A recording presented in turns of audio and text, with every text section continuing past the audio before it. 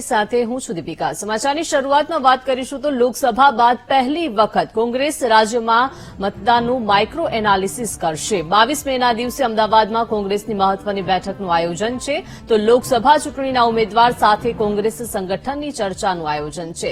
લોકસભા ચૂંટણીના ઉમેદવારોને તેમના વિસ્તારના અનુભવને લઈને ચર્ચા કરાશે। ઉમેદવારો બેઠકવાર મતદાન અંગેની માહિતી આપશે તો કોંગ્રેસે પહેલી વખત ગુજરાતમાં બુધવાર મતનું આંકલન રજૂ કરવા આદેશ કર્યો છે। ચૂંટણીમાં પાર્ટીની વિરુદ્ધ કામ કરનાર નેતાઓનો પણ અહેવાલ મંગાવવામાં આવ્યો છે તો કોંગ્રેસ પ્રભારી મુકુલ વાસનિક અને પ્રદેશ પ્રમુખ સહિતના નેતાઓની હાજરીમાં ચર્ચા થશે।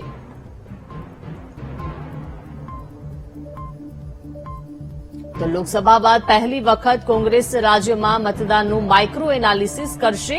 22 મેના દિવસે અમદાવાદમાં કોંગ્રેસની મહત્વની બેઠકનું આયોજન કરવામાં આવ્યું છે। લોકસભા ચૂંટણીના ઉમેદવાર સાથે કોંગ્રેસ સંગઠનની ચર્ચાનું આયોજન છે તો લોકસભા ચૂંટણીના ઉમેદવારોને તેમના વિસ્તારના અનુભવને લઈને ચર્ચા કરાશે। ઉમેદવારો બેઠકવાર મતદાન અંગેની માહિતી આપશે તો કોંગ્રેસે પહેલી વખત ગુજરાતમાં બુધવાર મતનું આંકલન રજૂ કરવા આદેશ કર્યો છે। ચૂંટણીમાં પાર્ટીની વિરુદ્ધ કામ કરનાર નેતાઓનો પણ અહેવાલ મંગાવવામાં આવ્યો છે। વધુ માહિતી સાથે સંવાદદાતા અપૂર્વ જોડાઈ ગયા છે। અપૂર્વ, લોકસભા બાદ પહેલી વખત કોંગ્રેસ રાજ્યમાં મતદાનનું માઇક્રો એનાલિસિસ કરશે, કેવું આયોજન છે, શું વિગતો?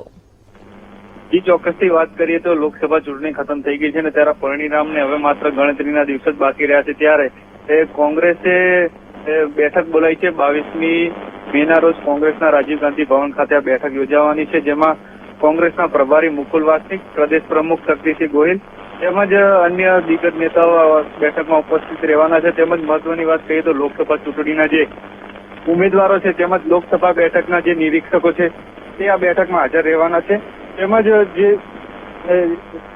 જે બેઠકો ઉપર કયા કયા મુદ્દાને લઈને આ વખતે મતદાન થયું છે તેને લઈને ચર્ચા થવાની છે। તેમજ ઉમેદવારો પાસે આ વખતે યાદી મંગાવવામાં આવી છે કે પક્ષ વિરોધી પ્રવૃત્તિઓ જે નેતાઓએ કરી છે અથવા જે કાર્યકર્તાઓએ કરી છે તે લોકોની યાદી મંગાવવામાં આવી છે અને આ બેઠક પર તે યાદીને લઈને ચર્ચા થશે। જે લોકોએ પક્ષ વિરોધી પ્રવૃત્તિ કરી છે તે લોકો પર કડક પગલાં લેવામાં આવશે। તે ચોક્કસથી કહી શકાય કે બેઠક બાદ જે લોકોએ આ લોકસભા ચૂંટણીમાં કોંગ્રેસના ઉમેદવારો સામે પક્ષ વિરુદ્ધ પ્રવૃત્તિ કરી છે તેમના સામે સસ્પેન્ડ કરવા સુધીની કાર્યવાહી કોંગ્રેસ કરવા જઈ રહી છે।